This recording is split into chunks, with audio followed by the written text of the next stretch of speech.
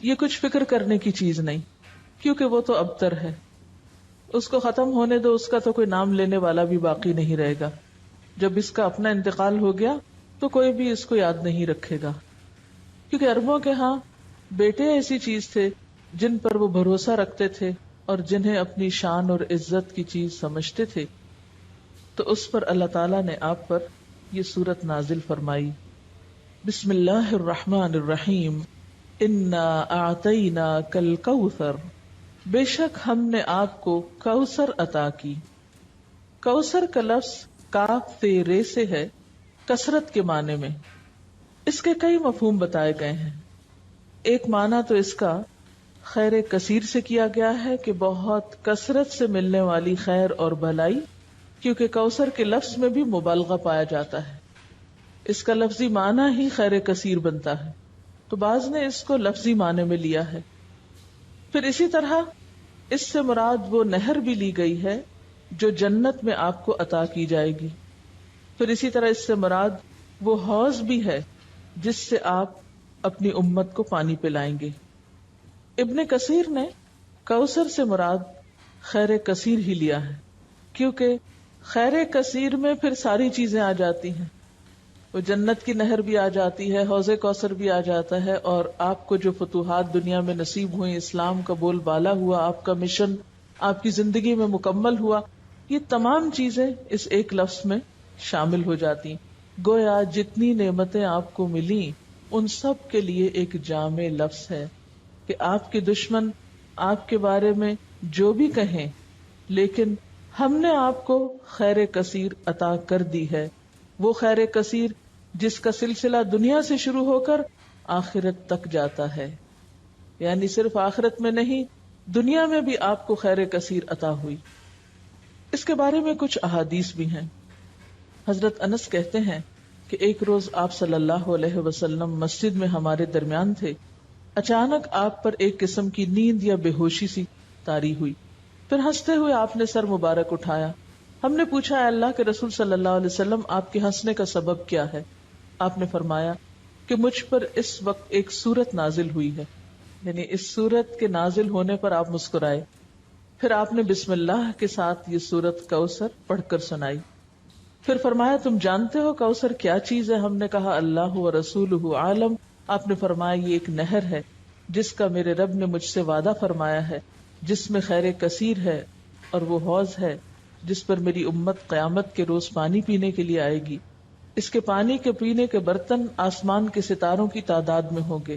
اس وقت بعض لوگوں کو فرشتے حوض سے ہٹا دیں گے تو میں کہوں گا میرے پروردگار یہ تو میری امت ہے. اللہ تعالیٰ فرمائے گا آپ نہیں جانتے کہ ان لوگوں نے آپ کے بعد کیسا دین اختیار کیا، یعنی نام آپ کا لیتے تھے لیکن طریقے آپ والے نہیں تھے.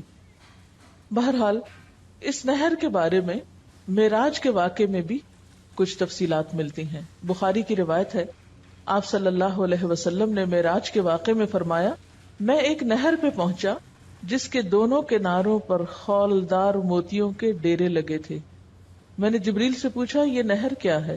اس نے جواب دیا یہ کوثر ہے.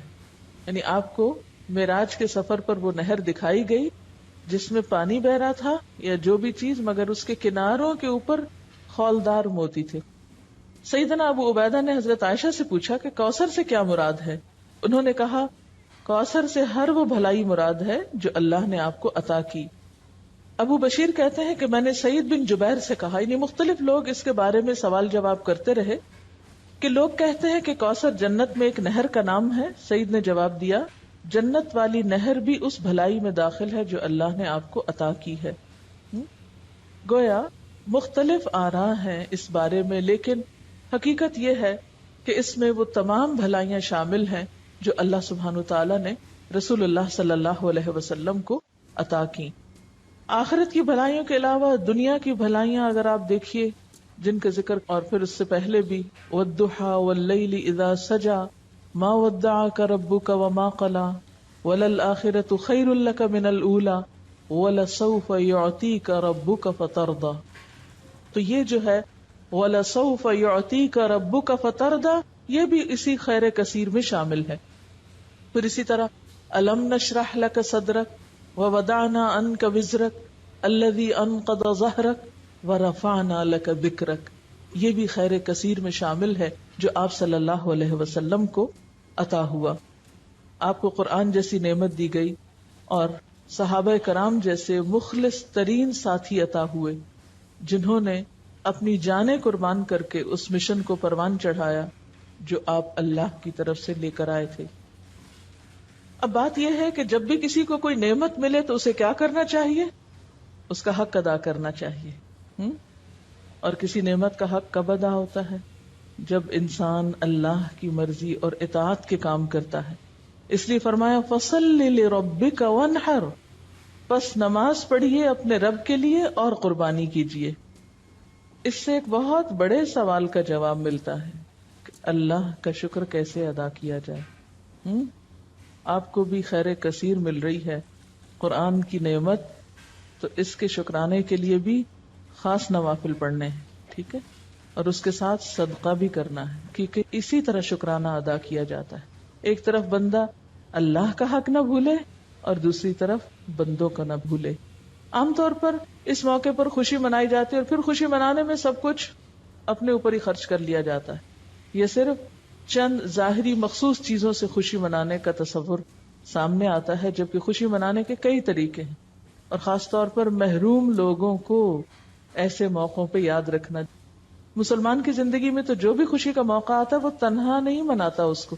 اسی لیے چھوٹی عید ہو بڑی عید ہو دونوں میں آپ نمازیں پڑھتے ہیں، ایک میں صدقہ فطر ادا کرتے ہیں، دوسرے میں قربانی کرتے ہیں. اس کے علاوہ بھی جو بن پڑے یتیموں، غریبوں، مسکینوں اور ضرورت مند افراد کو دیتے ہیں. اور یہی اصول رکھیے زندگی بھر، جب بھی کوئی نعمت ملے فَصَلِّ لِرَبِّكَ، اپنے رب کے لیے نماز پڑھیے، جھک جائیے، وَانْحَرْ، اور قربانی کیجیے. نحر بنیادی طور پر اونٹ کی قربانی کو کہا جاتا ہے، یعنی قربانی ٹھیک ٹھاک قسم کی. اونٹ سب سے بڑا جانور ہے نا، تو اپنی حیثیت کے مطابق جو بھی اللہ توفیق دے. اسی لیے کہا جاتا ہے کہ حضرت عبداللہ بن عمر نے شاید سورۃ البقرہ کے خاتمے پر 7 اونٹ ذبح کیے تھے. عربوں کے ہاں سب سے بڑی دولت اونٹ تھی، ان کی متاع یہی تھی. اور کسی کو آنر دینا ہوتا تو اس کے آنے پر اس کی مہمانی میں اونٹ ذبح کیا کرتے تھے، مرغی بکری نہیں بلکہ اونٹ. تو اسی طرح صدقے کا جو انتہائی تصور ہے، یہ بڑی سے بڑی چیز اللہ کی راہ میں دینا ہے، وہ کیا ہے؟ جو بن پڑے میکسیمم انسان کو دینے میں وہ دے اللہ کے راستے میں. وَانْحَرْ، اور قربانی کیجیے. یعنی نحر سے مراد اونٹ کی قربانی، اور اس کا مسنون طریقہ کیا ہے کہ اس کا پاؤں باندھ کر حلقوم میں نیزہ مارا جاتا ہے، کھڑا کر کے اس کو قربان کیا جاتا ہے. اسی سے پتہ چلتا ہے. ویسے تو قربانی کے لیے اور لفظ بھی آتے ہیں نا، لیکن یہاں نحر سے خود بخود واضح ہو رہا ہے کہ یہ اونٹ کی، کیونکہ صرف اونٹ کو اس طرح ذبح کیا جاتا ہے، باقی جانوروں کو لٹا کے ذبح کیا جاتا ہے. اور ویسے بھی آپ صلی اللہ علیہ وسلم کو حکم تھا قل ان صلاتی ونسکی ومحیای ومماتی للہ رب العالمین. تو فصل لربک، دکھاوے کی نماز نہیں، وہ جو پچھلی صورت میں آئی ہے الذین هم یراؤون ویمنعون الماعون. ایک تو اپنے اندر کے حرص اور بخل ختم کرنے ہیں، اور دوسری طرف دکھاوے کی نماز نہیں، فصل لربک کرنی ہے، ونحر، اور قربانی بھی اپنے رب کے لیے کرنی ہے. نتیجہ کیا نکلے گا؟ ان شانئک ھو الابتر، دشمنوں کو اللہ خود سنبھال لے گا، برا چاہنے والے خود مصیبت میں گرفتار ہو جائیں گے. عموماً کیا ہوتا ہے جب انسان کو نعمت ملتی تو ساتھ ہی حاسد بھی پیدا ہو جاتے ہیں نا، ساتھ ہی جیلسیز شروع ہو جاتی ہیں، خواہ دین کی نعمت ملے یا دنیا کی ملے. یہ ایک انڈرسٹوڈ سی بات ہے. تو آپ صلی اللہ علیہ وسلم صادق اور امین تھے، لوگوں کی آنکھوں کا تارا تھے. جب سے آپ کو نبوت ملی، ابو جہل ابو لہب ناراض ہو گئے، ساری حمایتوں سے دستکش ہو گئے، اپنے ہی خاندان کے لوگ مخالف اور دشمن ہو گئے، ادھر اہل کتاب دشمن بن گئے. ان کو کیا ہوا؟ وہ تو اتنے انتظار میں تھے، ان کو بھی حسد مار گیا کہ ہمارے قبیلے سے کیوں نہیں آئے، ہماری بنی اسرائیل میں سے کیوں نہیں آپ نکلے. تو یہ شیطان انسان کو چھوٹی چھوٹی چیزوں میں آ کے الجھا دیتا ہے، معمولی معمولی چیزوں کو انا کا مسئلہ بنا کر انسان کو حق سے دور کر دیتا ہے. تو ایسے موقعوں پر انسان کو پرواہ نہیں کرنی چاہیے. اللہ جو بھی نعمت عطا کرے، خیر کثیر پھر دین ہی کے کانٹیکسٹ میں ہے، کیونکہ آپ صلی اللہ علیہ وسلم کو تو سب سے بڑا انعام خاتم النبیین ہونے کا آنر ملا تھا، اور آپ پر دین مکمل ہوا تھا. سب سے بہترین کتاب آپ پر اتاری گئی تھی، تو یہ سب کچھ خیر کثیر میں آتا ہے، آپ کے آنر میں یہ سب کچھ. تو آپ کو ان سب چیزوں کا شکرانہ ادا کرنے کے لیے نماز اور قربانی کی طرف متوجہ کیا جا رہا ہے، اور دشمنوں کے حسد سے بچنے کا بھی بہترین طریقہ ہے. جہاں دیکھیں کوئی شخص بہت مخالفت کر رہا ہے اور مخالفت کی وجہ آپ کو پتہ چل رہی ہو کہ حسد ہے، کچھ بھی نہیں اور وجہ کوئی دلیل نہیں، اس کے پاس صرف جیلس ہے، تو ایسی صورت میں کیا کریں؟ 2 نفل پڑھ کے اللہ سے مدد مانگے. کسی قسم کی پریشانی کی ضرورت نہیں، اللہ کے حضور جھک جائیں، دعا کریں. نمبر 2، صدقہ خیرات کریں. یہ 2 طریقے دنیا میں انسان کو پروٹیکٹ کرتے ہیں. وَاسْتَعِینُوا بِالصَّبْرِ وَالصَّلَاةِ، اور دوسری طرف صدقہ اللہ کے غضب کو ٹھنڈا کرتا ہے اور انسان کو آفات سے بچاتا ہے. اور نماز کے اندر پھر دعا بھی شامل ہے. ادھر سے مصیبت اتر رہی ہوتی ہے، ادھر سے دعا اٹھ رہی ہوتی ہے، جو بھاری ہو وہ دوسرے پہ غالب آ جاتی ہے. فرمایا ان شانئک ھو الابتر، تیرا دشمن جڑ کٹا ہو جائے گا، اس کا کوئی نام لیوا باقی نہ رہے گا. شانع کہتے ہیں بغض رکھنے والے دشمن کو، عیب لگانے والے کو. شنآن قوم پیچھے لفظ آپ پڑھ چکے ہیں، اسی روٹ سے ہے. ایسا دشمن جو بدخواہ بھی ہو اور کینہ پرور بھی ہو، عداوت بھی رکھتا ہو، بغض بھی رکھتا ہو. اور یہ دشمنی کا تیسرا اور انتہائی درجہ ہوتا ہے. قریش مکہ آپ کے ایسے ہی دشمن بن گئے تھے، تو اس لیے آپ صلی اللہ علیہ وسلم کو تسلی دی جا رہی ہے، آپ کا نام بلند رہے گا، وَرَفَعْنَا لَكَ ذِكْرَكَ، اور آپ کے دشمن جڑ کٹے ہو جائیں گے. اور یہ حقیقت ہے. آج دیکھیں ہر نماز میں، ہر اذان میں دنیا کے اربوں خربوں مسلمان دن میں کئی دفعہ آپ کا نام سنتے ہیں، پڑھتے ہیں، درود شریف پڑھتے ہیں آپ پر. ایک دن میں پوری دنیا کے مسلمانوں کے درود شریف کو آپ جمع کر لیں، اگر ویسے بھول بھی جائیں تو نمازوں میں ہی جو درود شریف ہے تو کتنا آپ کا نام لیا جاتا ہے، کتنا آپ کا ذکر خیر کیا جاتا ہے، کیسی کیسی آپ کی تعریف ہوتی ہے. اور یہ سلسلہ قیامت تک چلتا ہی جائے گا، بڑھتا ہی جائے گا. یعنی آپ کے دور میں جتنے لوگ آپ کا نام لینے والے تھے، اس سے اب تعداد میں کتنے زیادہ ہیں جو آپ کا نام لینے والے ہیں. اور پھر قیامت کے دن بھی اللہ تعالیٰ آپ کو مقام محمود عطا کرے گا، جب ساری مخلوق کی زبان پہ آپ کی تعریف جاری ہو جائے گی. اور آپ کے دشمنوں کو کیا ہاتھ آیا؟ جب تک تاریخ کی کتاب اٹھا کے نہ دیکھیں، نہیں پتا چلتا عاص بن وائل کون ہے، نہیں پتا چلتا ابو جہل کا نام کیا تھا اور ابو لہب کا نام کیا تھا اور وہ کیا کرتے تھے اور ان کا کیا معاملہ اور قصہ تھا، عام لوگوں کو نہیں پتا. اور اس کے مقابلے میں آپ صلی اللہ علیہ وسلم کا نام ہمیشہ کے لیے بلند ہو گیا. اس سے جو بات ہمیں پتہ چلتی ہے اور جو سبق سیکھنے کا ہے وہ کیا ہے کہ انسان اللہ کی نعمتوں پر نظر رکھے، پازیٹو سوچ اختیار کرے، نعمتوں کا شکرانہ ادا کرے، نعمتیں اور ملیں گی. مخالفتوں کی پرواہ نہ کرے، مخالفتیں دم توڑ جائیں گی، اس لیے کہ اللہ سبحانہ و تعالی خود حفاظت کرنے والا ہے. جو شخص اپنے رب کو منانے اور راضی رکھنے میں کامیاب ہو گیا وہ محفوظ ہو گیا. جس نے رب کا سہارا تھام لیا، جس نے اس پہ توکل کیا، جو اس کی مدد کے لائق ہو گیا، جس پر اس کا فضل ہو گیا، پھر اس کے لیے کوئی بھی پریشانی باقی نہ رہے گی انشاءاللہ. سورۃ الکافرون مکی سورت ہے، 1 رکوع ہے، 6 آیات ہیں. صحیح احادیث سے ثابت ہے کہ آپ صلی اللہ علیہ وسلم طواف کی 2 رکعتوں، فجر اور مغرب کی سنتوں میں قل یا ایھا الکافرون اور سورۃ اخلاص پڑھا کرتے تھے. اسی طرح آپ صلی اللہ علیہ وسلم نے بعض صحابہ کرام کو فرمایا کہ رات کو سوتے وقت یہ سورت پڑھ کر سو گے تو شرک سے بری قرار پاؤ گے. تو رات کو جہاں بسمک اللہم اموت و احیا پڑھتے ہیں وہاں اس سورت کو بھی پڑھا کریں. بعض روایات میں آپ کا عمل بھی بتلایا گیا ہے، یعنی آپ صلی اللہ علیہ وسلم کے پڑھنے کا طریقہ بھی پتہ چلتا ہے. حضرت عائشہ فرماتی ہیں کہ آپ صلی اللہ علیہ وسلم نے فرمایا کہ فجر کی سنتوں میں پڑھنے کے لیے 2 صورتیں بہتر ہیں، سورت کافرون اور سورت اخلاص. بعض صحابہ نے آپ صلی اللہ علیہ وسلم سے عرض کیا کہ ہمیں کوئی دعا بتا دیجئے جو ہم سونے سے پہلے پڑھا کریں. آپ نے قل یا ایھا الکافرون پڑھنے کی تلقین کی اور فرمایا کہ یہ شرک سے برات ہے، کیونکہ شرک ایسا گناہ ہے جو معاف نہیں ہوگا. تو اگر انشاءاللہ ہر روز پڑھیں گے تو اللہ تعالیٰ اس سے بچنے کی توفیق بھی دیں گے. حضرت جبیر بن مطعم فرماتے ہیں کہ آپ صلی اللہ علیہ وسلم نے ان سے فرمایا کیا تم یہ چاہتے ہو کہ جب سفر میں جاؤ تو وہاں تم اپنے سب رفقا سے زیادہ خوشحال اور بامراد رہو، تمہارا سامان زیادہ ہو جائے؟ انہوں نے عرض کیا بے شک میں ایسا چاہتا ہوں اے اللہ کے رسول صلی اللہ علیہ وسلم. آپ نے فرمایا کہ آخر قرآن کی 5 صورتیں کافرون، نصر، اخلاص، فلق اور ناس پڑھا کرو، یعنی سفر کے موقع پر بھی پڑھا کرو. ہر سورت کو بسم اللہ سے شروع کرو اور بسم اللہ ہی پر ختم کرو، یعنی اگلی سورت سے پہلے پھر پڑھو. حضرت جبیر کہتے ہیں کہ اس کے بعد میرا حال یہ تھا کہ سفر میں اپنے 2 ساتھیوں کے مقابلے میں خستہ حال ہوتا تھا.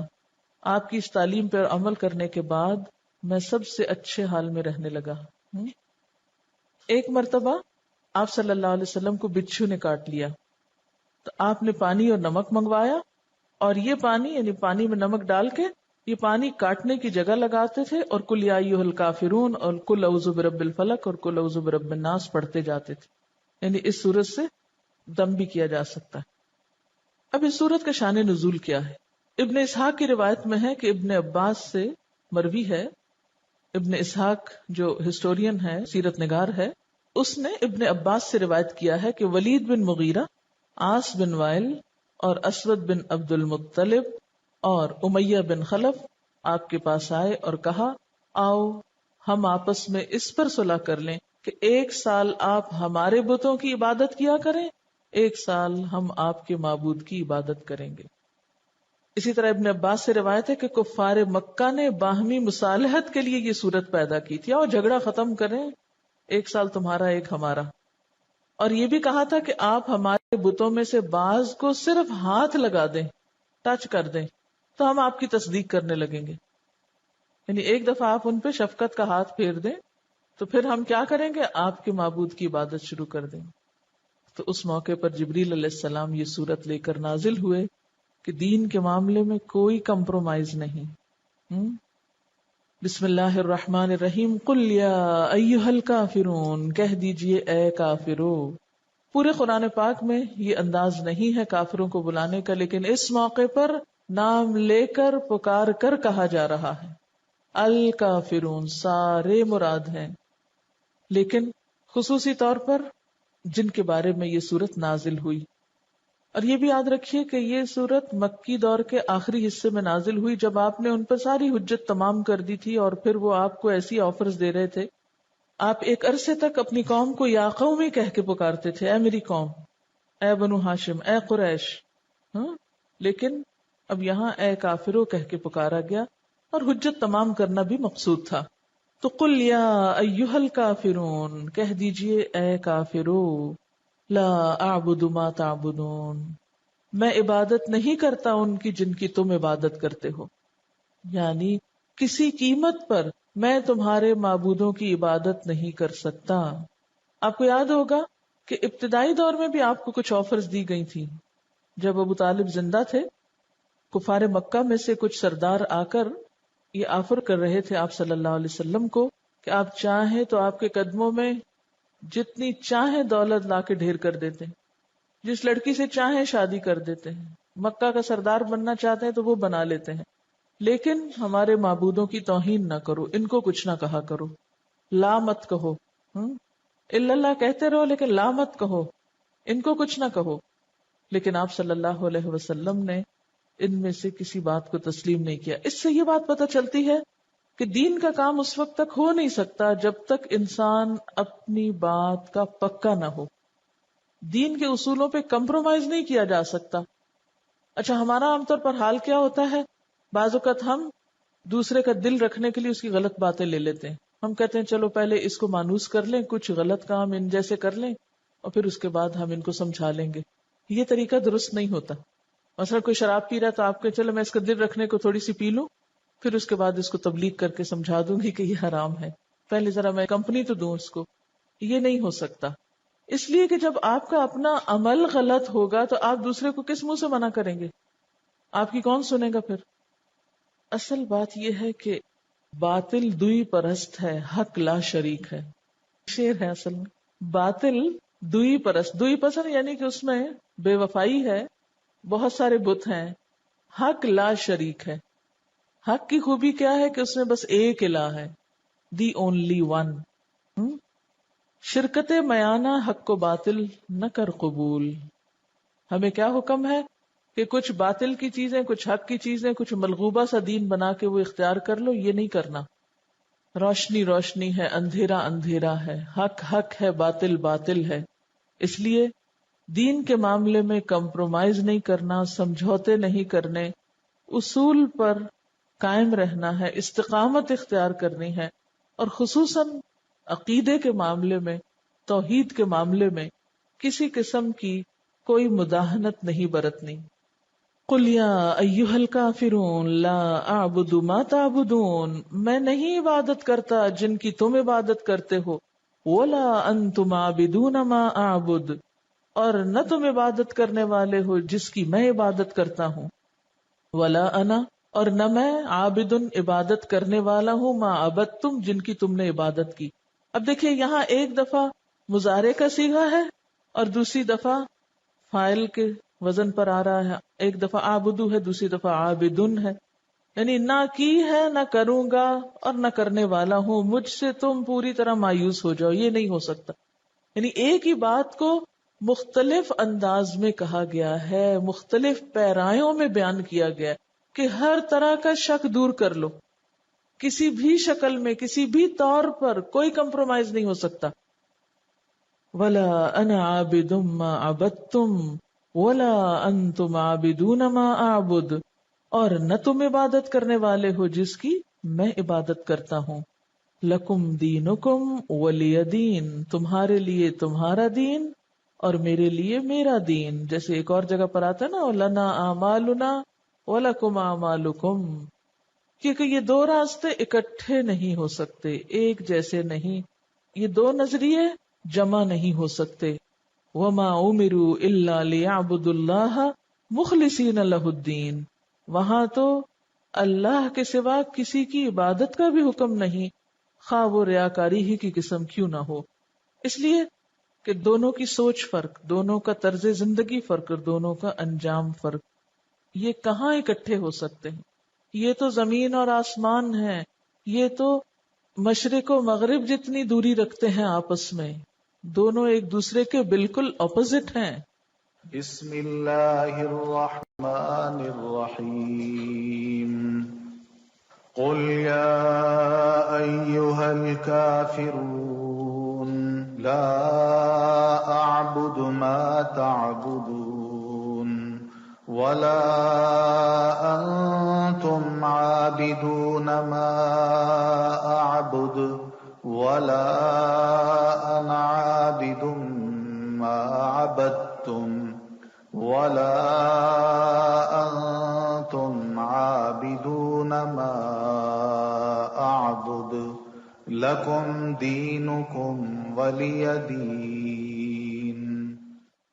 پاک اور ناپاک ایک جیسے نہیں ہوتے، مسلم اور مجرم فرق ہوتے ہیں، دین پڑھے ہوئے اور نہ پڑھے ہوئوں کی زندگی مختلف ہوا کرتی ہے، جاننے والے اور نہ جاننے والے برابر نہیں ہوتے، نیکی اور برائی ایک نہیں ہوتی۔ افنجعل المسلمین کالمجرمین ما لکم کیف تحکمون، اس لیے قرآن پڑھنے کے بعد وہ میزان ہاتھ آتی ہے، وہ معیار ہاتھ آتا ہے جو نہ پڑھنے والوں کے پاس نہیں ہوتا، اس لیے عقائد میں، عبادات میں، اخلاق میں، معاملات میں لازمی طور پہ فرق آنا چاہیے، اور اگر فرق نہیں آیا تو گویا کچھ بھی نہیں پڑا۔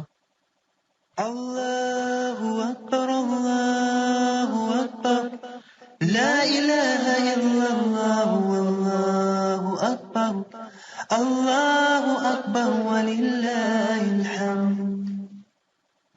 سورۃ النصر مدنی سورت ہے، ایک رکوع ہے، 3 آیات ہیں۔ نزول کے اعتبار سے یہ آخری سورت ہے، یعنی مکمل سورت کے اعتبار سے۔ جس وقت یہ نازل ہوئی تو بعض صحابہ سمجھ گئے کہ اب آپ صلی اللہ علیہ وسلم کا آخری وقت آ گیا ہے، اسی لیے آپ کو پھر تسبیح و تحمید اور استغفار کا حکم دیا گیا، جیسے ابن عباس نے روایت کیا ہے۔ اذا جاء نصر اللہ والفتح، جب اللہ کی مدد آ گئی اور فتح نصیب ہو گئی۔ اللہ کی مدد کا کیا مطلب ہے؟ اسلام کا کفر پہ غلبہ، مسلمانوں کا کلچر عام ہونا، اور والفتح، فتح سے مراد یہاں فتح مکہ ہے، وہ شہر جو آپ کا مولد و مسکن تھا، لیکن کافروں نے آپ کو اور صحابہ کرام کو وہاں سے ہجرت پر مجبور کر دیا، چنانچہ 8 ہجری میں جب مکہ فتح ہو گیا تو لوگ جوق در جوق مسلمان ہونے لگے، فوج در فوج مسلمان ہونے لگے۔ اس سے قبل ایک ایک دو دو لوگ مسلمان ہوا کرتے تھے، گروپس میں لوگ مسلمان نہیں ہوئے تھے۔ فتح مکہ سے لوگوں پہ یہ بات واضح ہو گئی کہ آپ اللہ کے سچے پیغمبر ہیں اور دین اسلام سچا دین ہے جس کے بغیر اب نجات ممکن نہیں، نہ دنیا میں نہ آخرت میں۔ اس لیے اذا جاء نصر اللہ والفتح، جب اللہ کی مدد آ گئی اور فتح نصیب ہو گئی، جس کا ذکر پیچھے کیا گیا تھا، وَأُخْرَى تُحِبُّونَهَا نَصْرٌ مِّنَ اللَّهِ وَفَتْحٌ قَرِيبٌ، جس فتح قریب کا وعدہ کیا گیا تھا وہ فتح مبین، فتح مکہ کی شکل میں نصیب ہو گئی۔ وَرَأَيْتَ النَّاسَ يَدْخُلُونَ فِي دِينِ اللَّهِ أَفْوَاجًا، اور تم نے دیکھا لوگوں کو کہ اللہ کے دین میں فوج در فوج داخل ہونے لگے، یعنی بہت بڑی تعداد لوگوں کی مسلمان ہو گئی۔ کہتے ہیں کہ صرف یمن سے 700 لوگ مسلمان ہو کے آپ کے پاس پہنچے، اتنی بڑی بڑی تعداد میں اکٹھے مسلمان ہوئے، جو راستے میں اذانیں دیتے ہوئے اور قرآن پڑھتے ہوئے آ رہے تھے، یعنی اسلام میں داخل ہونے کے بعد۔ تو ایسی نعمت جب نصیب ہو، فسبح بحمد ربک، تو تسبیح کرو اپنے رب کی حمد کے ساتھ، یعنی اب فریضہ رسالت دین ادا ہو گیا، جو ذمہ داری تھی پوری ہو گئی، لہٰذا اب اللہ کی تعریف اور پاکی بیان کی جائے، واستغفر، اور خوب استغفار کی جائے، انہ کان توابا، بے شک وہ توبہ قبول کرنے والا ہے۔ کہتے ہیں کہ اس سورت کے نازل ہونے کے بعد آپ صلی اللہ علیہ وسلم جب کوئی نماز پڑھتے تو یہ دعا کرتے، سبحانک ربنا وبحمدک اللہم اغفر لی، یعنی استغفار اور تسبیح دونوں کو ملا کر پڑھا کرتے تھے، خصوصاً سجدے میں۔ یہ سجدے کی دعا بھی ہے نا۔ اور اس کے علاوہ اٹھتے بیٹھتے آتے جاتے یہ دعا پڑھتے تھے، سبحان اللہ وبحمدہ استغفر اللہ واتوب الیہ۔ اور پھر حضرت ابو ہریرہ فرماتے ہیں کہ اس سورت کے نزول کے بعد آپ نے عبادت میں بڑا مجاہدہ فرمایا، یہاں تک کہ آپ کے پاؤں سوج جایا کرتے تھے، جیسے پیچھے بھی آپ کو کہا گیا تھا نا کہ وَإِذَا فَرَغْتَ فَانْصَبْ وَإِلَىٰ رَبِّكَ فَارْغَب، جب آپ اس کام سے فارغ ہوئے، اپنی ذمہ داری پوری کر لی، تو آپ پھر اپنے آپ کو عبادت کے لیے تھکاتے تھے۔ سبحانک اللہم وبحمدک اشہد ان لا الہ الا انت استغفرک واتوب الیک۔ السلام علیکم ورحمۃ اللہ وبرکاتہ۔ سورت الکوثر مکی سورت ہے، 1 رکوع ہے اور 3 آیات ہیں۔ اس سورت کا دوسرا نام سورت النحر بھی ہے۔ اس کے شان نزول میں ایک روایت آتی ہے، دلائل النبوہ میں ہے، کہ جس شخص کی اولاد یعنی بیٹا مر جائے تو عرب اس کو ابتر کہتے تھے۔ ابتر کہتے ہیں جڑ کٹے کو، کہ اس کی نسل ختم ہو گئی۔ جس وقت آپ کے صاحبزادے قاسم یا ابراہیم کا علیہ السلام بچپن میں ہی انتقال ہو گیا تو کفار مکہ نے آپ کو ابتر کہہ کے پکارنا شروع کر دیا یا طعنہ دینے لگے۔ ایسا کہنے والوں میں عاص بن وائل کا نام خاص طور پر ذکر کیا جاتا ہے۔ اس کے سامنے جب آپ کا ذکر کیا جاتا، آپ کی کوئی بات کی جاتی تو نفرت سے کہتا، اس کی بات چھوڑ دو، یہ کچھ فکر کرنے کی چیز نہیں، کیونکہ وہ تو ابتر ہے، اس کو ختم ہونے دو، اس کا تو کوئی نام لینے والا بھی باقی نہیں رہے گا، جب اس کا اپنا انتقال ہو گیا تو کوئی بھی اس کو یاد نہیں رکھے گا۔ کیونکہ عربوں کے ہاں بیٹے ایسی چیز تھے جن پر وہ بھروسہ رکھتے تھے اور جنہیں اپنی شان اور عزت کی چیز سمجھتے تھے، تو اس پر اللہ تعالیٰ نے آپ پر یہ سورت نازل فرمائی۔ بسم اللہ الرحمن الرحیم، انا اعطیناک الکوثر، بے شک ہم نے آپ کو کوثر عطا کی۔ کوثر کا لفظ کاف تے رے سے ہے، کثرت کے معنی میں۔ اس کے کئی مفہوم بتائے گئے ہیں۔ ایک معنی تو اس کا خیر کثیر سے کیا گیا ہے کہ بہت کثرت سے ملنے والی خیر اور بھلائی، کیونکہ کوثر کے لفظ میں بھی مبالغہ پایا جاتا ہے، اس کا لفظی معنی ہی خیر کثیر بنتا ہے، تو بعض نے اس کو لفظی معنی میں لیا ہے۔ پھر اسی طرح اس سے مراد وہ نہر بھی لی گئی ہے جو جنت میں آپ کو عطا کی جائے گی. پھر اسی طرح اس سے مراد وہ حوض بھی ہے جس سے آپ اپنی امت کو پانی پلائیں گے. ابن کثیر نے کوثر سے مراد خیر کثیر ہی لیا ہے، کیونکہ خیر کثیر میں پھر ساری چیزیں آ جاتی ہیں. وہ جنت کی نہر بھی آ جاتی ہے، حوض کوثر بھی آ جاتا ہے، اور آپ کو جو فتوحات دنیا میں نصیب ہوئے، اسلام کا بول بالا ہوا، آپ کا مشن آپ کی زندگی میں مکمل ہوا، یہ تمام چیزیں اس ایک لفظ میں شامل ہو جاتی. گویا جتنی نعمتیں آپ کو ملی ان سب کے لیے ایک جامع لفظ ہے کہ آپ کے دشمن آپ کے بارے میں جو بھی کہیں، لیکن ہم نے آپ کو خیر کثیر عطا کر دی ہے. وہ خیر کثیر جس کا سلسلہ دنیا سے شروع ہو کر آخرت تک جاتا ہے، یعنی صرف آخرت میں نہیں، دنیا میں بھی آپ کو خیر کثیر عطا ہوئی. اس کے بارے میں کچھ احادیث بھی ہیں. حضرت انس کہتے ہیں کہ ایک روز آپ صلی اللہ علیہ وسلم مسجد میں ہمارے درمیان تھے. اچانک آپ پر ایک قسم کی نیند یا بے ہوشی سی طاری ہوئی. پھر ہنستے ہوئے آپ نے سر مبارک اٹھایا. ہم نے پوچھا، اے اللہ کے رسول صلی اللہ علیہ وسلم، آپ کے ہنسنے کا سبب کیا ہے؟ آپ نے فرمایا کہ مجھ پر اس وقت ایک سورت نازل ہوئی ہے، یعنی اس سورت کے نازل ہونے پر آپ مسکرائے. پھر آپ نے بسم اللہ کے ساتھ یہ سورت کوثر پڑھ کر سنائی. پھر فرمایا، تم جانتے ہو کوثر کیا چیز ہے؟ ہم نے کہا اللہ و رسولہ عالم. آپ نے فرمایا یہ ایک نہر ہے جس کا میرے رب نے مجھ سے وعدہ فرمایا ہے، جس میں خیر کثیر ہے، اور وہ حوض ہے جس پر میری امت قیامت کے روز پانی پینے کے لیے آئے گی. اس کے پانی کے پینے کے برتن